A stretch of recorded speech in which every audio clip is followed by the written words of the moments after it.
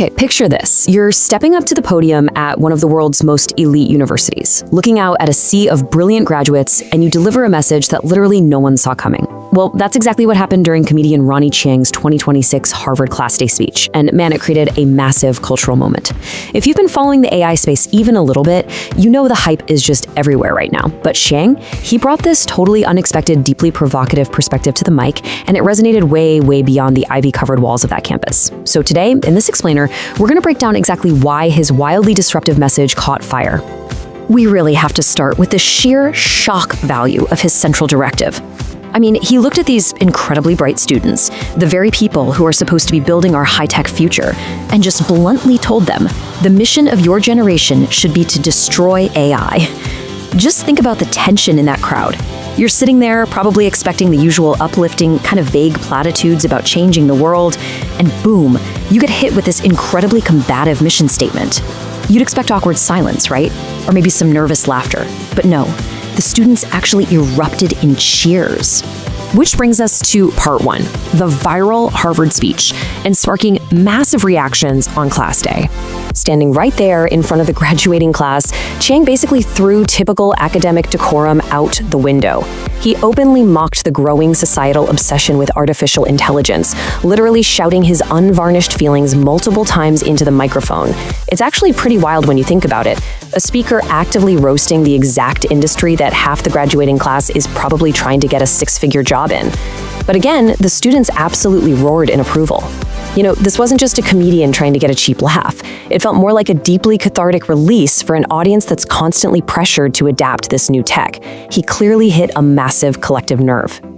Let's move into part two, going against the grain and shattering the status quo. To really wrap our heads around the counter-narrative we're exploring today, we kind of have to look at the expected tech optimism that honestly plagues almost every commencement speech right now. Typical speakers across America are practically singing from the exact same hymn sheet, right?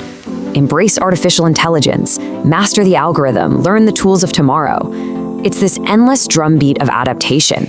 And then you have Chieng's blunt, uncompromising rejection. He completely shattered that status quo. By telling them to just reject it entirely, he gave them permission to step off that relentless treadmill of technological progress, even just for a second, to question the fundamental premise of what they're actually being sold. But, and this is absolutely crucial, there is a lot of profound nuance hidden inside this abrasive speech. He didn't just, smash his laptop and yell at the sky. He actually categorized how we should evaluate this technology. He acknowledged that AI has immense value in highly technical, computational areas. Think medicine or physics, where crunching massive data sets actually saves lives or solves universal mysteries. But the unacceptable uses? Yeah, that is where he drew a hard line in the sand. He issued a heavy warning against letting algorithms replace human thinking, writing, and artistic work.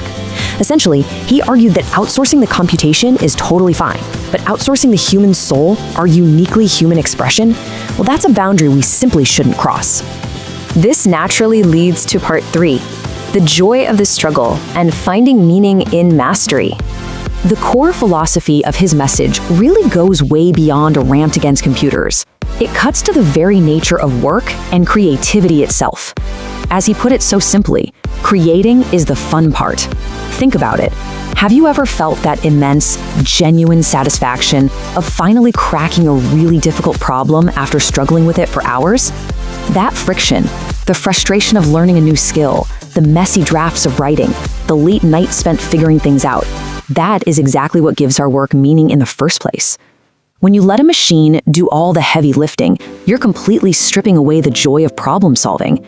You're basically outsourcing the most rewarding part of the human experience and, in the process, sacrificing the satisfaction of true mastery. So, part four, the shallow knowledge trap and the danger of intellectual laziness.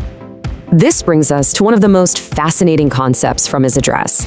He heavily criticized people who brag about using algorithms for literally everything. The folks who proudly automate their everyday speeches, their emails, their scripts, their personal creative projects. I mean, have you ever received a heartfelt email or read a script that was just clearly generated by a machine? It feels hollow, doesn't it? Because the creator skipped the struggle, which leads directly to this state of shallow knowledge. By avoiding the hard work, we fall straight into intellectual laziness.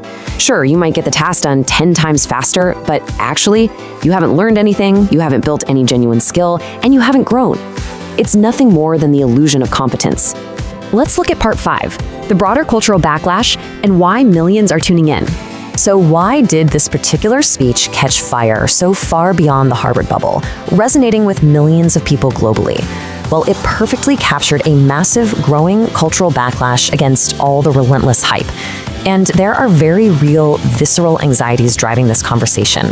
People, especially younger demographics and university students just entering the workforce, are genuinely worried about the potential damage to their careers and the looming threat to their education. They're feeling this deep-seated anxiety about automation just replacing human talent and jobs wholesale. But perhaps most importantly, they're deeply frustrated by the idea of tech stripping away human creativity. Honestly, the cheers in that Harvard courtyard, that was essentially the sound of millions of people who share these exact same underlying fears, finally hearing someone say the quiet part out loud. So as we wrap up this explainer, I want you to think about this.